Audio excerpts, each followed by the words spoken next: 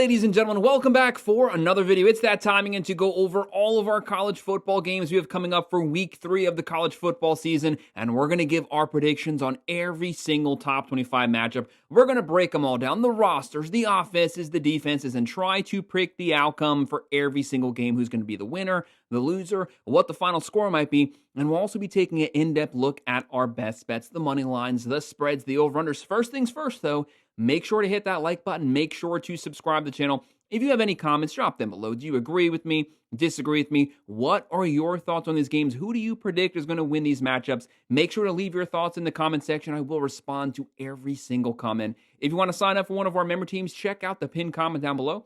Click on that link. You can sign up there, and I would definitely appreciate it. We go over every single football game this entire season, NFL, college football. We break them all down. We do predictions. We do best bets on every matchup. So if you're a football fan, if you're a sports fan in general, make sure to like and subscribe to the channel. Let's not waste some more time. Week 3 is coming up. Week 3, the big thing that stands out, we are starting to get into conference play, into the heart, the meat of the regular season, and we're going to start seeing a lot more ranked top 25 versus top 25 matches. We have some really good games coming up this weekend. And our very first ranked game is actually going to be Friday, September 12th at 6:30 p.m. on the Big Ten Network. We have 2-0 Indiana State. This is an FCS team, so we're not going to have a line until the day of. They'll be on the road versus number 22, the Indiana Hoosiers, 2-0. Indiana made the playoffs last season. Right now, Indiana, obviously heavy favorites here. Hoosiers have a 99% chance to win this one. Indiana State, a 1% chance. Right now, the Sycamores, 39.5 points a game, only giving up 19. Indiana with Curt Cignetti at the helm. He says it all the time. All the guy does is win. They're averaging 41.5 points a game. They actually have a very easy out-of-conference schedule. Look for them to sweep that. They want to try to fight their way back to the playoffs. They're kind of skating under the radar right now. 237 pass yards a game, running for 311. Very balanced on offense, only giving up 11.5 yards per game. You have Mendoza starting to get more comfortable. Hemby, Surratt, give me the Hoosiers walking away with the easy win here, 52-10. And now moving on to our Saturday slate of matchups. Saturday, September 13th at 12 p.m. on Fox, we have some Big Ten action. Number 4, the Oregon Ducks, 2-0. Oregon, they are definitely making their case as one of the best teams in the country. If they blow out Northwestern, who's 1-1, people are going to be clamoring them to move up to potentially number 2 or number 3 in the entire country. Their offense is rolling right now. They're averaging 64 points a game, back-to-back 60 burgers here. They won like 69-3 versus a Power 4 Oklahoma State team. Not an FCS team last week. They beat up a mid-tier Big 12 team. They beat the crap out of them. But can their offense continue to perform at that high level? They might not be able to do it every week, but don't forget Penn State is on the horizon. They want to make sure that everything stays well-oiled, their offense stays efficient, their defense continues to perform at a high level. Props to Dan Lanning. This is a top 5 overall roster right now, built at the line of scrimmage. They can line up with any physical team. They can compete with you in the trenches. Dante Moore, Whittingham, wide receiver weapons, running back. The defense is great. Oregon, a 94.7% chance to win this one. Northwestern, a 5.3% chance. The Ducks are 27.5-point favorites, but with that line, with them having given so much last week, with Penn State coming up, there's no reason to leave the starters in there very long. Keep your team rested. The over in here is 50.5. The Ducks, 64 points a game. Throwing for 286, running for 283, very balanced, only giving up 8 points a game, only 95 on the ground, only 132 through the air. Northwestern, they're averaging 22.5, giving up 15. This is not the Pat Fitzgerald Northwestern. They are completely struggling to move the ball. Give me the Ducks getting the win here. They walk away with the win 37-10. And our next matchup is an ACC one at 12 p.m. on ESPN. Number 12, Clemson, 1-1. Clemson probably should be a little lower in the polls right now. They'll be on the road in Atlanta versus 2-0, the Georgia Tech Yellow Jackets. Georgia Tech, the fan vote is loving the Yellow Jackets. 55.9% chance to win from the fans. Clemson a 44.1% chance, but Clemson's holding on just barely to the lead with Vegas, although the number has been dropping down every single hour. They are 4-point favorites. The over-under is going to be 52.5. Clemson really struggling on offense. The offense was supposed to be one of the strengths. Year 3 with Garrett Riley took a bunch of strides forward last season. Clubbed like 36 touchdowns, 6 picks. He has not looked the same this season. Cannot vertically push the ball down the field, and their run game is non-existent. Their leading rusher is a wide receiver, and he's not doing very well. Right now, Clemson, 18.5 points a game, only running for 75.5 with a top 10 offensive line in the nation. The defense giving up 16.5 points a game. Georgia Tech, do not sleep on Georgia Tech. They can definitely pull off the upset. They're averaging 43 points a game, throwing for 300, running for 271.5, almost 600 yards per game of offense, giving up 16 points per game. The big question here is, what's the status of Hayne King? If he plays, that is a difference maker for Georgia Tech, but that is questionable right now. I don't trust the product Clemson's putting on the field.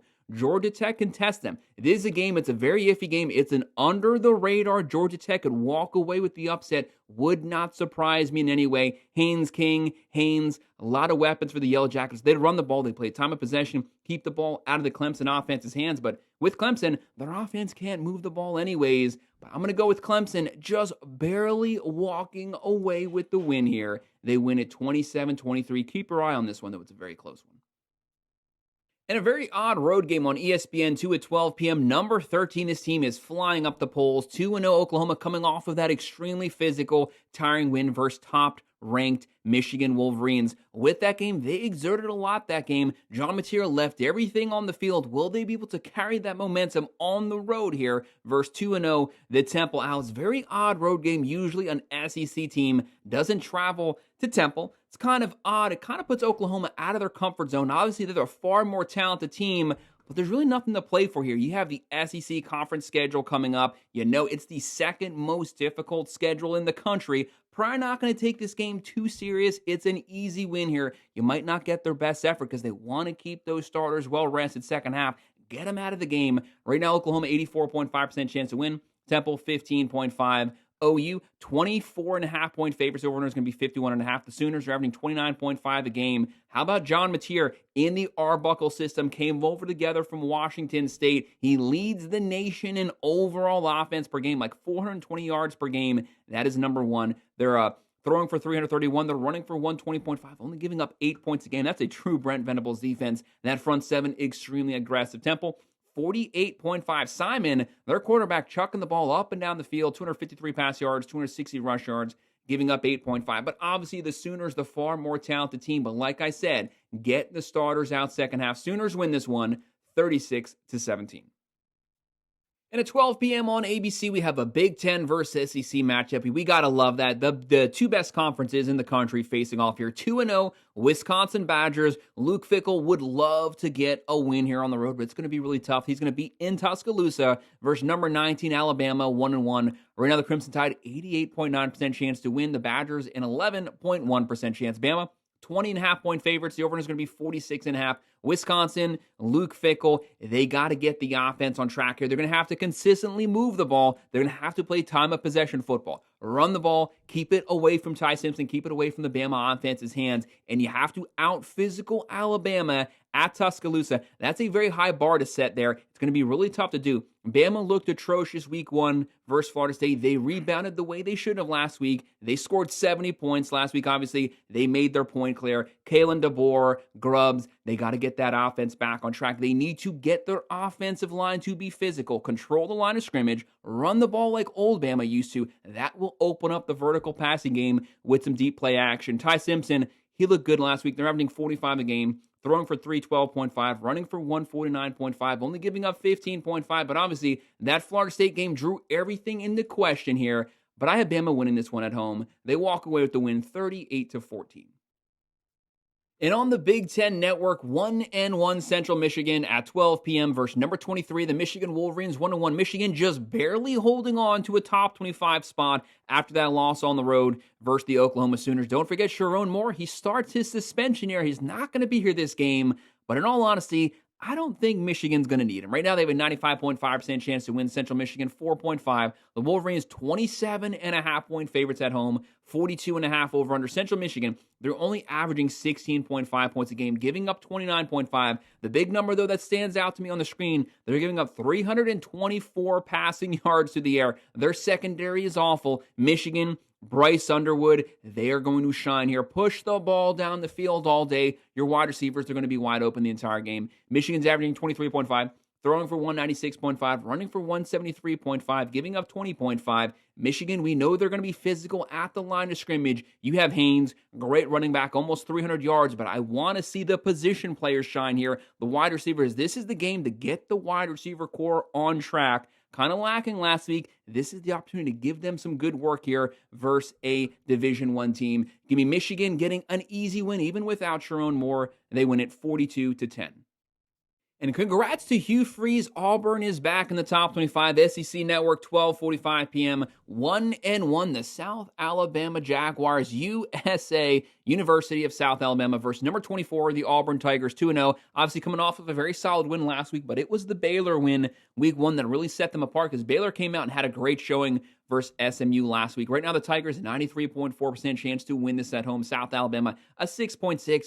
Do not underestimate South Alabama's offense. I'm not saying they're going to win this game. I'm just saying they might be able to score some points here, especially in garbage time. The Tigers, 24.5% chance to win. The over-under is 53.5. South Alabama, they're averaging 34.5 points a game, but they are giving up 27. Auburn, 40 points a game. Hugh Freeze, this offense with Jackson Arnold transferring over from the Sooners. The guy hasn't thrown a pick yet, and it's what he can do mobility-wise with his legs. It really makes a difference. He won't have to run very much this game. Guys are going to be wide open. They're throwing for 189.5, running for 265.5. When you can physically run like that, you are going to dominate these games, and they're only giving up 13.5. Only 30.5 yards given up on the ground. That's elite. That's like number 1 in the country right now. Auburn, though, when they get those starters out, get the starters rested. Don't forget conference play just around the corner. Keep Jackson Arnold healthy. There's no reason for any quarterback design runs here. Get him out. Get the backup some reps. But Auburn still wins this game easily, 38-17.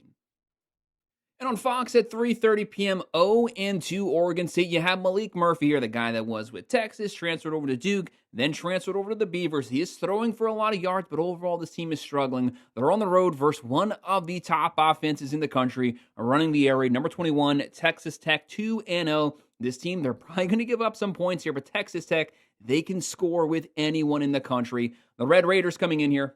93.6% chance to win. The Beavers, a 6.4% chance. Texas Tech is 23.5-point favorites, a 60.5 over-under.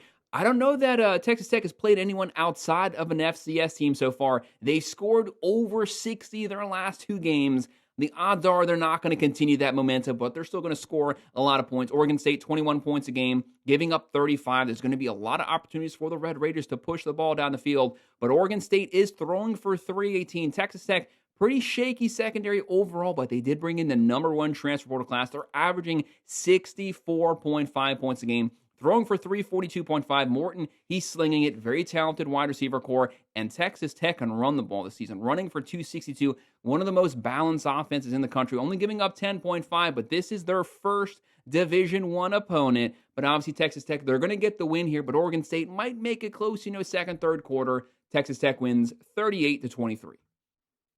And at 3:30 p.m. on Fox Sports 1, 1-0 Villanova. If you thought they only had a basketball team, you would be wrong. They'll be playing number 2 nationally, 2-0, the Penn State Nittany Lions. Penn State at home, 99% chance to win this one. Villanova, a 1% chance. Villanova's averaging 24 points a game, giving up 17. They're actually not too bad of an FCS team, but with it being FCS, obviously, there's no lines, there's no spreads here. Penn State, 40 points a game, throwing for 251.5, running for 172, only giving up 5.5 points a game. But we like to call it like it is. Penn State has not been impressive so far this season. It's still early on. The offense is not clicking. Defense continues to play at that very high level. Obviously, Knowles, probably the best defensive mind in the country. We have to see the offense get going. This is a junior seed and later team, the most experienced team all around in the country. Drew Waller, only 417 yards versus 2 garbage teams. We need to see the passing offense open up. The best 1-2 running back combo, Allen, Singleton. Penn State is not dominating the line of scrimmage. You got to get that push. You have the Oregon Ducks next week. You are going to have to get the offense on track. The defense will show up, but maybe they're holding back, but you want the offense rolling because Oregon is going to score points no matter who they're playing. I have the Nittany Lions walking away with the win here, 41-10, but there's some things they need to work on for next week.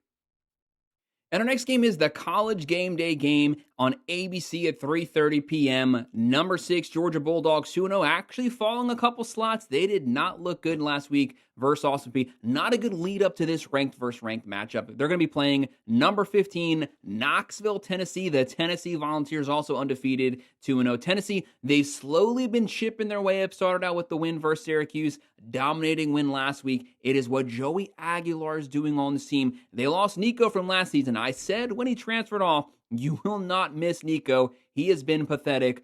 playing with the Bruins. Joey Aguilar comes on. This guy's only been on the team for like 4 days, and he's having a great season. Running the ball, throwing the ball down the field. Josh Heupel's the play caller here, one of the best offensive minds in college football. What really stands out about him is he adapts his play calling to whatever the skill set is on his roster, but the theme is always the same. Get the ball to your playmakers in space. Joey Aguilar, 535 yards, 5 touchdowns. He's also a mobile quarterback. He can extend plays with his legs. Thomas at running back. Brazel, a lot of weapons. Running back, wide receivers, the offensive line. They had a top 10 defense last season. Lost a lot of pieces from last year's team, but so far playing well. But you never want to underestimate the Georgia Bulldogs. Kirby Smart, 2 national championships. The big thing that holds them back, in my opinion, Mike Bobo, I do not like his offense. He runs a 1980s offense. He cannot figure out the run game. Georgia, a top 3 overall talented roster. They can't run on anyone. They couldn't run on Austin Peay last week. Gunnar Stockton playing very well, but so far he's not Carson Beck, but he's a younger starting quarterback. Georgia, 48.5% chance to win. Tennessee at 51.5. The fans are leaning Tennessee's way, but Georgia's the Vegas favorite. 3.5-point favorite. The over-under is 50. The Bulldogs are averaging 36.5. Throwing for 240, running for 214.5, giving up 6.5. Georgia has that typical Georgia defense. Tennessee, 58.5 points per game, but obviously this is the best defense they will have played up to this point. Throwing for 352.5, running for 252.5, giving out 21.5. There's a lot of issues about Tennessee's defense so far. They don't have the top 10 defense they had last season, but maybe their offense can be a little better. This is a very difficult game to call. If Tennessee somehow pulls this off, they're going to rip the goalpost down. They're going to throw it in the river. It is early on. We will revisit this game later this week, but I'm calling upset. Give me Tennessee winning it 32-28. ESPN 2 at 4 p.m., number 14, Iowa State, 3-0. Might be the front runner in the Big 12, but obviously Texas Tech and Utah, they might have something to say about that. They're on the road here versus 1-1 Arkansas State with a 10.6% chance to win. The Cyclones, a 89.4. This is a Matt Campbell team. You know they're going to be disciplined. You know they're going to have a good physical, disciplined offense. They're going to play at the line of scrimmage. Cyclones 21-point favorites. The over-under is 55.5. Iowa State, they're averaging 31.7, throwing for 208, running for 152, only giving up 13.7. Arkansas State, this is not a bad overall team, but they give up a lot of points. They're averaging 28 points a game. They're giving up 40.0. They're giving up 291 through the air, 207 on the ground. They give up points all over the place, almost 500 yards given up per game. Iowa State, their offense is going to have a field day here. They win this one 42-17. And also at 4 p.m. on ESPN+, 1-1, the Ragin' Cajuns visiting. Welcome to the top 25. Number 25, the Missouri Tigers, 2-0. Missouri, give some props to Drinkwitz. What he does with the talent on this team. He gets the most out of his players. He lost a lot of great players from last year's team. Cook, Burden, both those guys are off to the NFL, and still he has replaced them, and he has not missed a beat coming off of a very strong win versus Kansas last week. Missouri, 94.9% chance to win. The Ragin' Cajuns, 5.1. The Tigers, 27.5-point favorites. The over-under is 48.5. The Ragin' Cajuns, they're averaging 23 a game, only giving up 12, but they're extremely rush-heavy. They're going to be out-physical here at the line of scrimmage by Missouri. Missouri's averaging 51.5. Throwing for 337.5, running for 240, and they've been playing Division I opponents, only giving up 18.5, only 78.5 on the ground. Give me Missouri getting the easy win here, 34-10. Get rested for SEC play. SEC Network, 4:15 p.m., 1-1 UTEP on the road versus number 7, the Texas Longhorns, also 1-1. They lost to Ohio State. They did rebound with the strong win last week, but obviously that's something that they should have been able to do. Still, there's still a lot of questions out there about Arch Manning, the mechanics. He takes a really long time to throw the ball, and he does stare down receivers. The competition will be getting stiffer and stiffer. As you get in the SEC play, he's going to have to work on those things. Year 3 in the Sarkisian system, I need to see a little more. Right now, Longhorns, 99% chance to win. They are 41.5-point favorites. The over here is 51.5. They are, minus 100,000. No one is giving UTEP a chance to win this game. This is Malachi Nelson, who I'm pretty sure was a 5-star quarterback coming out of high school, versus 5-star Arch Manning. UTEP, they don't have a bad offense. 29 points a game, giving up 22.5, but there's a massive talent disparity here. Texas is averaging 22.5. That number will continue to increase as they get further away from that Buckeyes game, and they're only giving up 10.5. Obviously, this team, they're going to be led by their top 10 overall defense. Extremely physical front seven. They're going to dominate tackles, quarterback pressures, sacks, They're going to create havoc in the backfield, potentially create some turnovers from Malachi Nelson. Texas gets the win here, but there's some health concerns about Arch Manning. He was grimacing on some of his throws last week, but as of right now, he's going to be playing. Texas wins 42-13. And a huge out-of-conference game for both of these teams at 4:30 p.m. on the CW. Number 18, welcome to the top 25. The USF Bulls on the road here versus number 5, the 2-0 undefeated Miami Hurricanes. Right now, Miami 72.3% chance to win. USF a 27.7. Don't forget here, USF coming off of back-to-back top 25 wins. They beat Boise week 1. They beat Florida in Florida last week. They are getting a lot of hype. A lot of people are siding with the Bulls to continue to roll, get their 3rd straight top 25 win. My big question here is, they expended everything on the line in Gainesville last week. Will they be able to have enough momentum to go on the road again and continue that versus the Hurricanes in Miami? Right now, Miami 17-point favorites. The over-under here is 54.5. USF, obviously, Alex Golish, great offensive mind. He takes a lot of changes. Sometimes it works. Sometimes it backfires on him, but he's going to take risks here. He's going to give you everything he has. They're averaging 26 a game, throwing for 259, running for 122.5, only giving up 11.5, which is really good considering the fact that they pay 2 top 25 teams and they're giving up less than 12 points a game. Miami, 36 points a game, throwing for 274.5, running for 156.5, only giving up 13.5 points a game. Miami's claim to fame is going to be their line of scrimmage football. The offensive line, top 5 offensive line in the country, they have no problems not even throwing, just leaning on you, dominating you, tiring you out. By the second half, you'll give up massive yardage on the ground, which of course is going to open up the play action. No one is better at the play action than Carson Beck. He has a very good young crop of wide receivers. Nelson, Daniels, tight ends. There's weapons all over this team. They have the physical team. They're at home. USF snuck up on Boise, snuck up on Florida. Now everybody is looking at USF. They better not sneak up on Miami here. If they do, massive implications for Cristobal. I don't see that happening. Miami is prepared for this team because everyone knows what they just did to Florida. Miami's going to take them very seriously. I have them winning this game and actually getting a comfortable win. They dominate the second half. They win 43-23. On Peacock at 7 p.m., 1-1. Well, this is a battle for the state of Ohio. Who is the real Ohio school?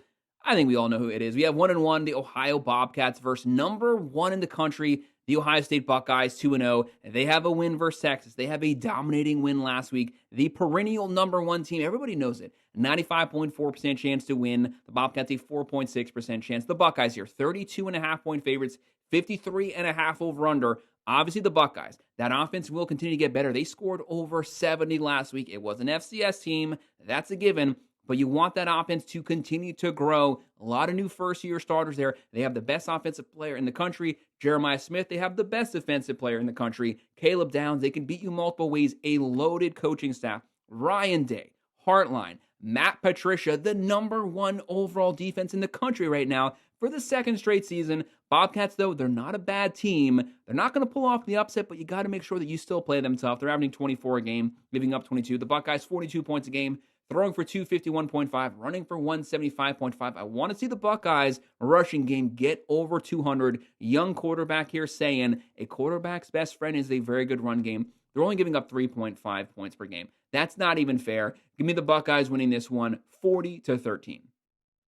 7 p.m. on Fox Sports, 1-0-2 Western Michigan versus number 9, the top 10, the Fighting Illini, 2-0. Brett Bielema's team, you know one thing he does. He has a very disciplined, hard-nosed, old-school 1980-style football team. They line up. They own the games in the trenches, the offensive line, the defensive front seven. They get after you. They run the ball. They play disciplined football. They have a 95.9% chance to win, coming off a strong win versus Duke. And Western Michigan, a 4.1% chance. The Fighting Illini, 27.5-point favorites. The over here is 50.5. Everyone is saying Illinois is this year's version of Indiana from last year. I can definitely see that. They don't have too tough of a schedule. They can probably sleepwalk to 10 wins, potentially get in the Big Ten championship, hey, potentially find their way into the playoffs just like Indiana did last season. I think they're a little too overranked right now. I honestly don't think they're the number 9 team, but as long as they continue to win, they will stay where they are. Western Michigan, 18 points a game, giving up 28. The Fighting Illini, 48.5 points a game.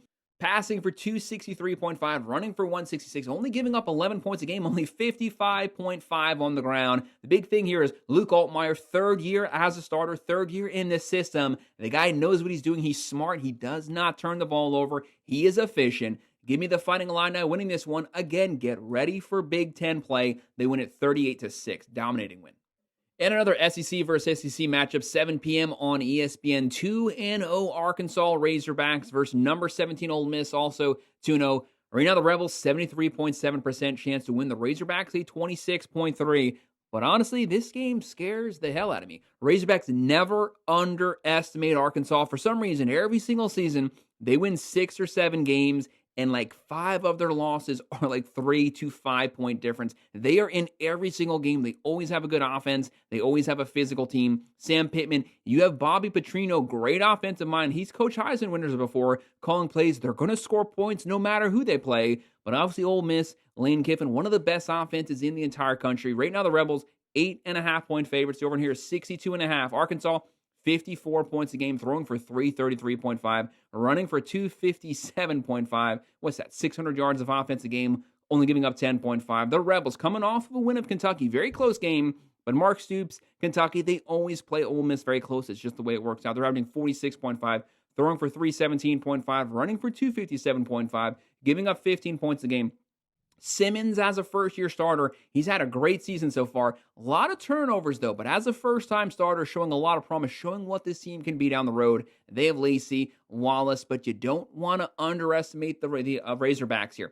Taylon Green, 10 passing touchdowns. He can also get a little mobile. He can extend plays with his legs. It's a very tough game to call. We will revisit this game later in the week, but as of right now, I'm just going to call it like I see it right off the bat. Like I said, we will touch on this later. Give me the Razorbacks pulling off the upset here on the road, 34-33. It happens to Ole Miss every single season. They always lose a game that they're supposed to win, 34-33, but to be continued.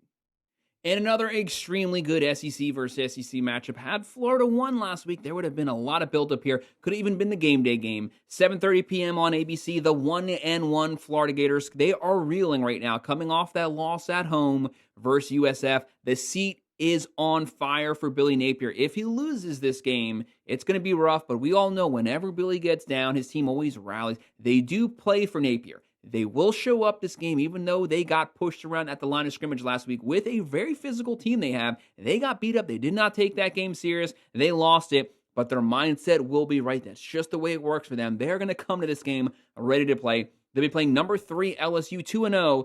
I'm sorry, I don't have them as my number 3 team. They're a little overrated here, but still one of the best overall teams in the country. They might still be the front runner right now for the SEC. They beat Clemson, but every week that Clemson win does not look as impressive, and they did not look good on offense last week. Obviously, defense, year 2 with Blake Baker, playing a lot better. They are getting physical. They are attacking, coming downhill, only giving up 8.5 points a game. I need to see Nussmeier with the passing offense, with the talented wide receiver core, with that slate of running backs, get push on the line, dominate on the offense. The offense with that defense, this could be a very deadly team. LSU, 61.6% chance to win. The Gators, a 38.4%. Right now, LSU, 9.5 point favorites. To me, that's a pretty big spread there. That's looking pretty good right now. The over-under is going to be 49.5. Florida, even with that pathetic showing last week, 35.5 points a game, throwing for 236.5, running for 151.5, only giving up 9 points a game. LSU, the offense just isn't good enough for me to say that they're going to come out here and they're going to curb South Florida. They are at home. It is at LSU. Tigers, Death Valley. The fans are going to be rabid here. It's a night game. It's going to be very tough for Florida. They're throwing for 242.5, running for 118, giving up 8.5 points a game, only 44.5 on the ground. That can make the difference here. Napier, you got to get your play calling right. It's probably time to give up play calling duties. You were never really that good at it. Nussmeier's the veteran. DJ Lagway, I said the entire offseason, can we slow down with the Lagway Heisman hype? He didn't do anything last season. He had a good time, won a lot of games, but his stats weren't off the charts. People were praising him. Now we can finally bring that down. Now's the time for him to shine because the pressure's been taken off because they looked so bad last week. Everyone's forgotten about him now. So now he can remind the world where that talent is. Give the game ball to ball. Let him run the ball. Get physical. Keep the ball out of LSU's hands. I think it's going to be a very close game because I think Florida comes prepared to play, but I think LSU has just enough in the end to win it. They win at 28-24. Close game, physical game. And how about this one? We are blessed with some really good night games. NBC, 7:30 p.m., a ranked versus ranked matchup. Number 16, the Texas A&M Aggies, 2-0. On the road here, Indiana, number 8, Notre Dame, 0-1. Their only loss, week 1 versus Miami. They had the very rare week 2 bye week for some reason, but what that did, it gave them a lot of time to break down the tape with Miami, see what happened. Miami, a very physical team, top 5 overall offensive line. Now they're facing another very physical, dominant offensive line, a team that wants to run the ball. They just faced that last game. So now they're prepared to some of the things that were not working for them, what they need to do to right the ship. I think that definitely gives the Irish a very big favorability here. Notre Dame, 71.2% chance to win. The Aggies, a 28.8%. Notre Dame won this game last year, but this is an SEC team. It's going to have a big spotlight on it. If Notre Dame wins this, it's going to set their schedule going forward. They can kind of sleepwalk. Not a bad schedule so far this season. USC would really be the only other obstacle. Right now, Notre Dame, 7-point favorites, a 49.5 over-under. The Aggies, 43 points a game. They're not at home, so you get to avoid College Station this year. Throwing for 305, running for 171.5, giving up 23. Their defense has not been living up to what it was billed to be, but still, a Mike Elko team, very disciplined. He wants to run the ball. Marcel Reed here, 509 yards passing, 7 touchdowns, 105 yards rushing. He's a dual-threat quarterback. Notre Dame got to make sure to have gap discipline here, but this is a very physical team, a great offensive line, great defensive front seven, one of the best secondaries in the country. If they can lock down the wide receivers, they're going to stack that line. Notre Dame, 24 points a game, giving up 27. Obviously, that's all based off of the Miami game. I think the Irish win this game, but I think it's a very low-scoring, physical line of scrimmage matchup. I trust Freeman here. This is the type of games he relishes. He wins. They win at 24-17.